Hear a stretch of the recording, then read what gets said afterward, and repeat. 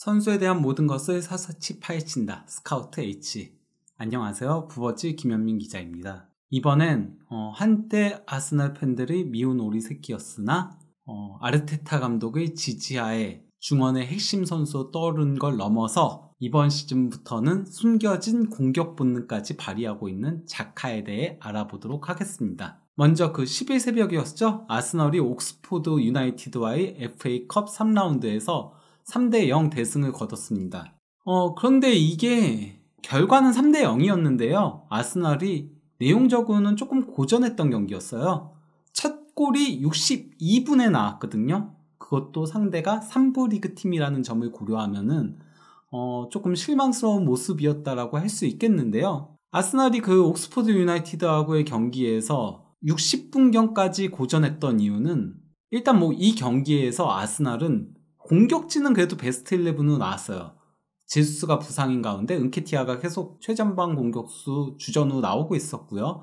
그리고 마르티넬리하고 사카가 모두 이제 선발 출전했습니다. 하지만 이제 중원하고 수비 쪽의 로테이션을 매우 많이 돌렸거든요. 일단 엘레니가 수비형 미드필더로 위치하고 그 위에 이제 로콩가하고 비에이라가 역삼각형 형태로 중원을 구축을 했었습니다. 그리고 이제 티어니하고 토미아스가 좌우 풀백으로 나섰고요. 마갈량이스의 파트너로 홀딩이 나왔는데요. 골문은 터너 골키퍼가 지켰습니다. 마갈량이스 그리고 공격 3명 이렇게 4명 제외하면은 백업들로 나온 경기였다라고 할 수 있겠죠. 하지만 60분경까지 아스널은 3부 리그 팀 상대로 슈팅 숫자에서 5대3 2개가 더 많았을 뿐이었습니다. 점유율은 66대 34로 높게 가져가긴 했지만은 여러모로 조금 공격을 잘 만들어가지 못했다라고 할 수 있는데요. 거기에는 이제 그 로콩가의 부진이 좀 컸었거든요. 로콩가가 볼 배급도 해주고 볼을 가지고 전진도 해주는 역할을 해줬어야 되는데 그게 잘 안 되면서 그러면서 은케티아가 고립되는 현상이 발생을 했죠. 은케티아 쪽으로 볼을 줬어야 되는데 그게 안 됐었습니다. 거기다가 수비 위치도 그다지 좋지 못했고요. 공수 전반에 걸쳐서 대체 이 선수는 무슨 생각을 하고 있는 걸까 싶을 정도로 엉망의 모습을 보여줬었습니다. 그러다 보니까 이제 다급해진 아르테타 감독은 60분경에 로콩과하고 또 이제 부진했던 티어니를 빼고 자카하고 진첸코를 투입하는 강수를 던졌는데요. 이는 주요했었습니다. 자카하고 진첸코가 나오면서 60분 동안 슈팅이 5회였었는데 30분 사이에 슈팅 6회 더 많은 슈팅을 기록을 했죠. 특히 이제 첫 두 골이 자카로부터 나왔었는데요. 먼저 그 62분경에 상대가 수비 진영에서 볼을 끌고 있을 때 자카가 빠르게 압박을 들어오면서 그러면서 이제 코너 플렉 쪽에서 상대 패스를 가로챘고요. 곧바로 백패스를 준 걸 진첸코가 횡패스를 연결해줬고 이를 받은 이제 비에이라가 파울을 얻어냈었습니다. 그리고 이제 여기서 얻어낸 프리킥에서 비에이라가 올린 거를 엘레니가 헤딩 슈팅으로 골 넣었습니다. 결국 그 자카의 가로채기와 진첸코의 패스에서 얻어낸 프리킥에서 골이 나왔다라고 할 수 있겠죠. 즉 교체 카드 2장이 적중했다라고 할 수 있겠습니다. 여기서 그치지 않고요. 70분경에는 상대 선수의 이제 전진 패스를 자카가 이번에도 그 가로채기를 성공시켰고요. 이를 이제 뒤에서 대기하고 있었던 엘레니가 전진 패스를 찔러준 거를 또다시 비에이라가 곧바로 스루 패스를 찔러줬고 이를 받은 은케티아가 골키퍼를 제치고 추가골을 넣었습니다. 그러면서 이제 3대0 대승을 거두게 된 건데요. 아스날의 기대 득점 그래프를 보더라도 자카와 진첸코의 교체 투입 효과를 확인할 수 있습니다. 60분경까지만 하더라도 기대 득점 그래프가 0.6골을 조금 넘는 수준이었거든요. 하지만은 이후에 많은 기대 득점을 끌어올리면서 최종적으로는 2.53골까지 기록하게 됐습니다. 그러다 보니까 이제 풋볼 런던에서도 로콩가한테는 평점 4점을 부여하면서 최하 평점을 줬습니다. 그러면서 로콩가한테 매우 걱정되는 경기였다라고 평가를 했죠. 기회를 전혀 살리지 못했고 팀메이트들과 어울리지 못했다라는 평가를 했습니다. 이게 바로 15분경에 뺄 수밖에 없었고 자카와 진첸코는 들어오자마자 필요했던 임팩트를 보여줬다라고 평가를 했고요. 자카에 대해서는 7점을 주면서 자카가 오자마자 즉각적인 임팩트를 보였다. 그러면서 직선적인 패스를 통해 이번 시즌 아스날에게 필요한 것들을 확실하게 해주고 있다고 평가를 했습니다. 그리고 이제 그 과거 아스널에서 공격수로 활약했었던 케빈 캠벨 역시도요, HITC와의 인터뷰에서요, 뭐라고 했냐면요, 로콘과 자카의 격차가 크다라고 평가를 했거든요. 자카는 우리의 소유권을 되찾으면서 진첸코와 패스를 주고받는 플레이를 통해 우리의 플레이를 지속적으로 이끌어간다. 볼을 잡으면 그는 상대를 넘어서고 자연스럽게 옥스포드가 뒤로 물러서면서 상대 미드필더 라인에 우리가 뛸 수 있는 더 많은 공간들이 발생한다. 로콘가는 본인이 충분히 능력이 있다고 주장하고 싶겠지만 아직 갈 길이 멀어 보인다. 그는 부족해 보였다. 그는 재능이 있지만 기회를 잡지 못하고 있다. 경기에 영향을 미칠 준비가 전혀 되어 있지 않다. 당연히 아르테타는 그를 빼야 했다라고 평가했습니다. 다만 이렇게 그 아스날이 3부 리그 팀을 상대로 고전하게 되면서, 아스날은 안 그래도 그 주말 북런던 더비를 앞두고 예상보다는 조금 더 출혈이 있었습니다. 마음 같아서는 이 경기에서 자카, 진첸코, 그리고 베나이트도 교체 투입됐었거든요. 베나이트까지 쓰고 싶지 않았을 거예요.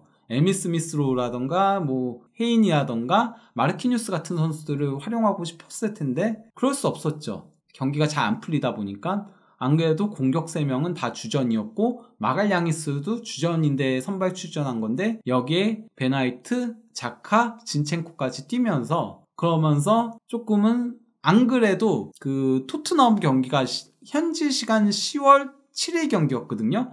그리고 이 경기는 한국 시간 10월 10일, 현지 시간 10월 9일 경기였습니다. 이틀 더 늦게 경기가 치러진 건데 선수들의 체력적인 부분은 아스날이 더 불리할 수밖에 없다라고 할 수 있겠죠. 반면 토트넘은 아스날보다 이틀 전에 경기를 했는데 선발 출전한 선수들 중에서 확실하게 주전조라고 할 수 있는 선수는 해리케인하고 손흥민밖에 없었어요. 그리고 또 이제 벤치에서 교체 투입된 선수들도 유망주들인 제드 스펜스와 데바인이 나왔고요. 여러모로 그 체력 안배 부분에서는 토트넘이 더 이득을 봤다라고 평가할 수 있겠죠. 이렇듯 자카하고 로콘가의 격차가 크다 보니까 자카는 이번 시즌에 거의 쉬지 못하고 있습니다. 실제 그 아스날 선수들의 이번 시즌 공식 대회 출전 시간을 보더라도요, 센터백인 마갈량이스가 2023분으로 가장 많고요.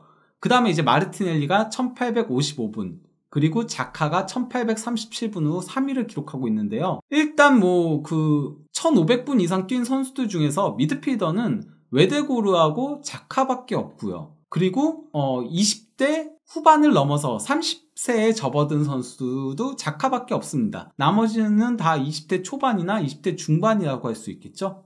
이러한 가운데 이제 그 아스날은 토트넘과 1월 16일 새벽 1시 30분에 토트넘 핫스퍼 스타디움에서 북런던 더비를 치를 예정입니다. 그러면 이제 그 자카의 풀 스토리를 조금 들어가 보도록 하겠습니다. 자카 하면은 이제 그 세르비아만 만나면 유난히 이제 전투력이 폭발하는 걸로 유명한데요.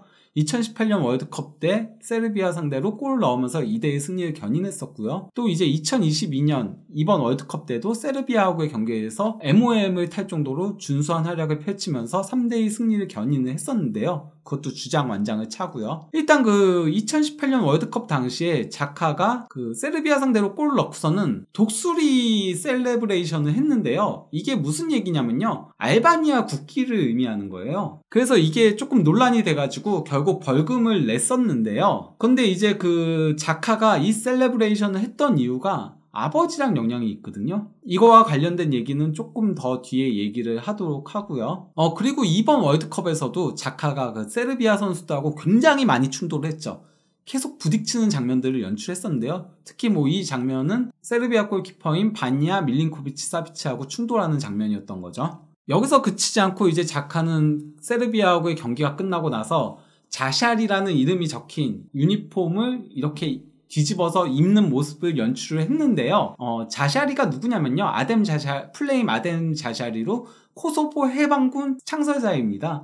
근데 이 사람이 이제 코소보 해방 운동을 하다가 1998년 3월 7일에 유고슬라비아의 폭격으로 인해 사망하는 일이 있었거든요. 그 사람을 추모하기 위해서 이런 유니폼을 입었다라고 할 수 있겠는데요.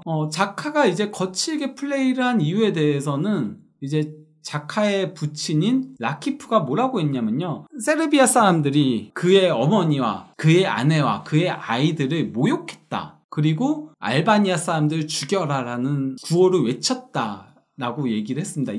하지만 자카 패밀리는 절대 항복하지 않는다. 라고 얘기를 한 건데요. 이게 그러니까 자카가 자꾸 세르비아 만날 때마다 난리를 치는 이유가 아버지의 영향이 있어요. 아버지가 이제 대학교 2학년 시절에 이때 그 코소보에 위치한 프리스티나 대학교를 다녔다라고 하거든요. 근데 이제 공산주의 중앙정부에 반대하는 시위에 참여했다가 체포되어가지고 6년형을 받았다라고 해요. 당시에 그 자카의 삼촌은 15년형을 받았다라고 하는데요. 그때 이제 그 부친이 첫 몇 달은 괜찮았는데 이후 그 고문에 시달렸다라고 하더라고요. 그리고 다행히 3년 6개월, 그러니까 6년형보다는 짧게 3년 6개월 만에 복역하고 나와서 그리고 이제 1990년에 스위스 망명을 했는데요. 모친인 엘리는 아버지하고 3개월 동거한 후에 아버지가 끌려가면서 그러면서 3년 6개월을 기다려야 했다라고 하더라고요. 그래서 이제 자카는 스위스에서 태어난 알바니아계 스위스인이라고 할 수 있는 건데요. 자카가 그래서 본인의 조금 호전적인 성격에 대해서 부친의 영향을 많이 받았다라고 얘기를 했었어요. 이를 알 수 있는 게 자카가 카드 캡처로 악명을 떨치고 있거든요. 분데스리가 시절에도 분데스리가 역대 카드 기록을 세울 것이다, 이대로 가다가는 그런 평가를 들을 정도로, 특히 2013-14 시즌에 옐로 카드 10장 그리고 퇴장 1장, 그리고 2014-15 시즌에 옐로 카드 11장 퇴장 1장, 그리고 2015-16 시즌에는 옐로 카드는 5장이었으나 경고 누적 퇴장이 2번, 그리고 그냥 즉각 퇴장이 1번. 그래서 단일 시즌 3번의 퇴장은 자카가 최다였던 거거든요. 거기다가 이제 뭐 아스널 와서도 데뷔 시즌부터 5장의 옐로 카드와 2번의 퇴장을 기록했었고요. 그 다음에 이제 3시즌 연속 10장의 옐로 카드를 연달아서 받았었고요. 2020-21 시즌에는 6번의 옐로 카드와 1번의 퇴장, 그리고 2021-22 시즌엔 10장의 옐로 카드와 1장의 퇴장을 당했던 바가 있는 거죠. 근데 이번 시즌에는 옐로 카드가 살짝 많이 떨어지는 상태인데요. 그러면서 거친 플레이도 조금 줄어들었는데 이거에 대해서는 뒤에 조금 더 이유를 얘기를 드리도록 하겠습니다.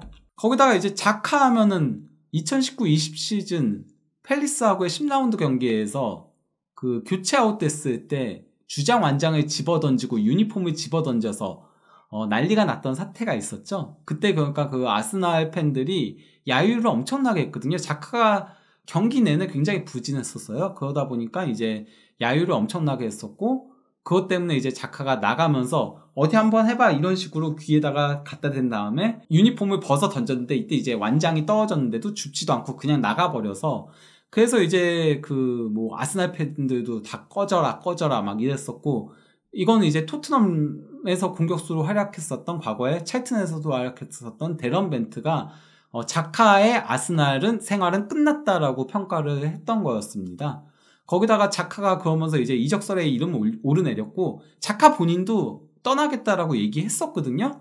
근데 이제 아르테타 감독이 부임하면서 지지를 보내줬고, 그러면서 이제 잔류하게 됐던 케이스였죠. 자카는 어쨌건 간에 좀 욱하는 기질도 있고 화도 잘 내고 감정 조절도 잘 안 되긴 하지만은 라커룸에서는 항상 리더 역할을 도맡아 한다라고 하더라고요. 아마존 프라임 다큐멘터리인 All or Nothing 그 아스날 다큐를 보더라도 자카가 라커룸에서 선수들한테 막 으쌰으쌰 하는 장면들이 나오는데요. 자카에 대해서 램스데일도 그런 식으로 얘기했었습니다. 나와 자카는 그라운드 위에서 작은 말다툼들을 할 때가 있긴 하지만은 위대한 리더라면은 이런 것들을 잊어버린다. 그리고 라커룸에서 분위기를 바꾼다. 그렇게 얘기하면서 그는 리더이다. 뛰건 안 뛰건 우리 팀의 리더이다 라고 얘기를 했습니다. 그리고 이제 자카 2022년 2월 브렌트포드하고의 경기에서 당시 주장이었던 라카제트가 교체 아웃됐을 때 자카한테 이제 주장 완장을 차라고 줬는데 그걸 거부를 했었거든요. 여기에 대해서는 이제 아르테타 감독도 자카 본인이 거부한 거다라고 얘기했는데, 아마도 본인이 그러니까 그런 일이 있었는데 완장을 차는 건 조금 부담스럽다고 느꼈을 가능성이 높죠. 근데 이제 자카가 주장직과 관련해서 스카이 스포츠와의 인터뷰에서 한 얘기가 있는데요. 나는 주장 완장을 차건 안 차건 팀을 이끌려고 노력하고 있는 중이다라고 하면서, 하지만 만약 내일 당장 누군가 나한테 와가지고 주장 완장을 가지라고 한다면은 나는 주장직을 수행할 것이다. 다시 준비가 되어 있다라고 얘기를 했습니다. 어쨌건 간에 자카는 이번 시즌 그러니까 2022년 9월에 있었던 브렌트포드하고의 경기에서 웨데고르가 부상을 당하면서 그러면서 빠지면서 주장 완장을 차고 경기에 나섰고요. 이 경기에서 맹활약을 펼치면서 90%의 패스 성공률을 자랑했고 도움 1개 그리고 찬스 메이킹 3개를 기록하면서 승리를 견인을 했었는데요.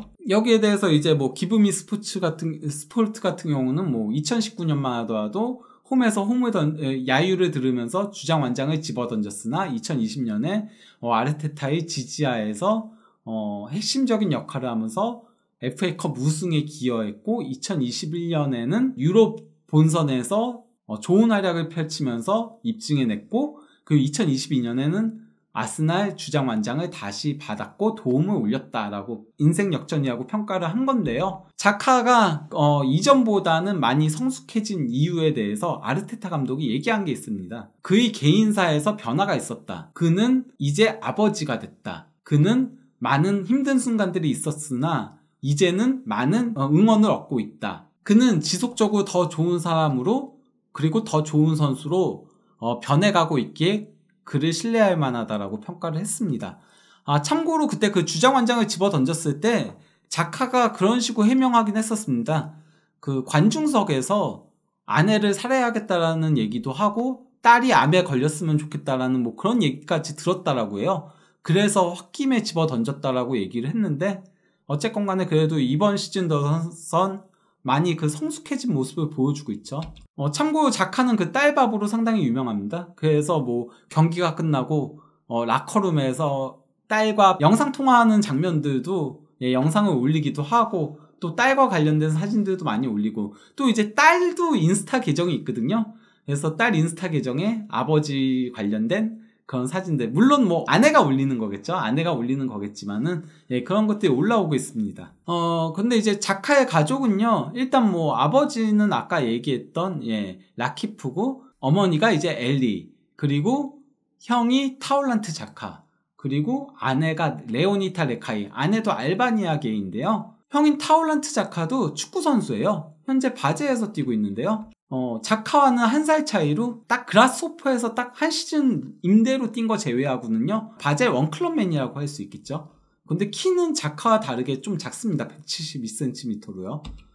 자카 역시도 이제 뭐 바젤 유스를 거쳐가지고 오랜 기간 바젤에서 있다가 그래서 이제 2010년부터 2012년까지는 형과 동생이 같이 뛰었었거든요. 바젤에서. 그러다가 이제 그 메넨글라드바흐로 이적을 했었고 그러면서 분데스리가에서 준수한 활약을 펼치다가 2016년에 아스널로 이적하게 된 케이스였는데요. 근데 이제 그 형 같은 경우는 알바니아 대표팀을 선택을 했어요. 그래서 이제 형제가 챔피언스 리그에서는 아스널 소속과 바젤 소속으로 서로 같은 위치에서 맞대결을 펼치기도 했었고요. 또 이제 대표팀에서도 스위스와 알바니아 대표로 맞대결을 펼치면서 이색적인 모습을 연출하기도 했었죠. 근데 이제 자카 하면은 바젤 시절도 그랬고 메넨글라드바흐 시절도 그랬고 후방에서 볼 배급하는 후방 플레이메이커 역할을 항상 수행하던 선수였거든요. 그러면서 패스는 굉장히 잘하지만은 민첩성이 떨어지고 압박 대처를 잘 못해서 수비적으로 불안하고 좀 조르지뉴와 비슷한 유형의 선수. 다만 조르지뉴보다는 킥력은 더 좋은 조금 뭐 그런 선수 평가를 받았었는데요. 이번 시즌에 달라졌습니다. 이번 시즌에 3골 4도움으로 뭐 시즌 득점은 2018-19 시즌에 이어서 두 번째로 많고요. 도움은 2017-18 시즌 7도움에 이어서 두 번째로 많은데요. 아직 시즌이 절반도 지나지 않았다는 점을 고려하면은 그러면은 커리어 하이를 기록할 가능성이 상당히 높다라고 할 수 있죠. 현재도 커리어 하이라고 할 수 있고요. 거기다가 이제 자카가 3골을 넣은 거는 지난 3시즌 동안 프리미어리그에서 기록한 골과 동일한 숫자고요. 거기다가 이제 자카가 이전까지 아스날에서 17골을 넣는 동안 오른발 골이 없었거든요. 하지만은 3번째 골을 처음으로 오른발로 골을 넣는 이색적인 모습을 연출하기도 했었죠. 그리고 또 이제 유로파리그에서도 오른발 골을 넣었죠. 자카의 역할이 바뀐 데에는 일단 뭐 진첸코의 가세가 상당히 크게 작용했다라고 할 수 있습니다. 왼쪽이 이제 그 진첸코의 히트맵이거든요. 진첸코는 왼쪽 풀백이지만은 중앙으로 좁혀서 들어오면서 이제 사실상 수비형 미드필더처럼 플레이를 하거든요. 그러다 보니까 진첸코가 좁혀서 미드필더 라인으로 들어와 주니까 자카가 전진을 할 수 있게 되는 거죠. 그리고 측면으로 빠지면서 플레이도 할 수 있게 된 거고요. 거기다가 이제 제수의 가세도 자카를 더 이제 공격적으로 빛나게 만들어준 요소인데요. 제수와 둘의 호흡이 굉장히 좋아요. 실제 자카가 제수한테 30회의 패스를 주면서 가장 많은 패스를 기록을 했고요. 제수 역시도 이제 자카한테 34개의 패스를 준 건데요. 그러면서 이제 콤보 플레이가 90분당 9.4회로 가장 많습니다. 그러면서 이제 자카의 히트맵도 조금씩 변화하고 있는데요. 2017-18 시즌만 하더라도 전형적인 후방 플레이메이커의 히트맵을 띄고 있었죠. 하지만 2018-19 시즌부터 서서히 조금 더 왼쪽으로 이동을 하기 시작을 했던 거였고요. 그리고 이제 아르테타 감독이 부임하면서 2020-21 시즌부터 조금 더 횡적인 부분보다는 종적인 움직임이 더 많아지기 시작을 했고 2021-22 시즌에 공격 진영에서의 히트맵이 늘어났고 2022-23 시즌에는 더 종적으로 움직이게 된 거죠. 그러면서 이제 상대 페널티 박스 안까지도 이제 히트맵이 침범하게 된 건데요. 그러면서 터치맵과 패스맵을 보더라도 왼쪽에 조금 치우쳐져서 패스들을 뿌리는 장면들이 나오고 있는 거죠. 그러면서 자카 중심으로 많은 플레이들이 이루어지는, 그래서 왼쪽에서 빌드업을 하다가 넘겨주면은 사카가 돌파해서 공격하는 형태가 상당히 많이 나오고 있는 거죠. 이러다 보니까 이제 자카의 수비적인 능력은 다소 떨어지고 공격적인 능력은 대신 올라가고 있거든요. 지난 시즌까지만 하더라도 자카의 90분당 태클 횟수가 1.24회였는데 이번 시즌엔 0.72회로 확 줄어들었고요. 또 이제 파울을 범하는 횟수도 1.12회에서 0.57회로 절반 이상 줄어들었고요. 패스 성공 횟수도 51.74회에서 43.71회로 줄어들었으나 찬스 메이킹은 1.24회에서 2.01회로 늘어났고요. 이게 근데 스카이 스포츠에서 10월경에 이제 스탯을 매긴 겁니다. 그리고 이제 상대 박스 안에서의 볼 터치가 1.43회에서 3.58회로 비약적으로 올라갔죠. 그리고 이거는 이제 조금 더 뒤에 나온 스탯인 건데요. 어쨌건 간에 90분당 찬스 메이킹이 1.8회로 커리어 하이입니다. 2016-17 시즌에 1.3회였고 2018-19 시즌에 1.4회였거든요. 근데 그거보다도 더 많은 수치를 기록하고 있는 거죠. 이러한 활약에 힘입어서 이제 자카는 아스날 입단 7년 만에 첫 이달의 선수에 등극했고요. 그리고 10월에는 아스날을 넘어서 프리미어리그 전체 이달의 선수 후보에 올랐어요. 비록 아쉽게 알미론이 타면서 수상 못했지만은 그래도 아스날 또다시 10월 이달의 선수를 수상하면서 2달 연속 이달의 선수에 오르는 영예를 얻었습니다. 이전이면 생각할 수도 없었던 일이었죠. 원래 자카는 투표 같은 데서 인기가 없었던 선수였거든요. 아스날 팬들한테 미움을 샀던 선수였다 보니까. 자카는 이제 아스날에 입단한 이래로 북런던 더비에서 프리미어리그 12경기에 출전해가지고 5승 2무 5패를 기록 중에 있는데요. 그런데 이제 이번 시즌에 있었던 토트넘하고의 경기에서는 골을 넣으면서 3대1 대승을 견인했었습니다. 참고로 자카가 전반전에 본인이 조금 실수를 범하면서 그러면서 이제 마갈량이스가 커버를 들어오다가 페널티킥을 내주면서 실점을 했었거든요. 그때 이제 자카가 라커룸에 들어가서 선수들한테 내가 미안하다, 우리 다시 힘내보자 막 이러면서 공개적으로 사과를 표한 다음에 그러고 나서 골을 넣었다라고 하더라고요. 그러면서 결자해지를 했다라고 할 수 있겠는데요. 자카의 역할이 지난 시즌과는 완전히 달라졌습니다. 그래서 이제 측면 커버도 상당히 많이 하면서 측면으로 빠지면서 플레이들을 상당히 많이 하고 있거든요. 당장 옥스포드 유나이티드하고의 경기에서도 그런 플레이들을 통해서 이제 골에 관여도 하고 하는 모습들이 있었는데요. 토트넘이 그러니까 이번 시즌에 있었던 북런던 더비에서 패했을 때 자카한테 실점한 것도 약간은 조금 이런 영향이 있었다라고 할 수 있는데요. 이번 북런던 더비에서는 자카의 변한 모습에 잘 대응할 수 있었으면 합니다. 자카의 또 변칙적인 움직임을 대응하지 못한다면은 이번에도 토트넘이 고전할 위험성이 있으니까요. 그러면은 스카우트 H 남은 한 편은 내일 올라오도록 하겠습니다. 감사합니다.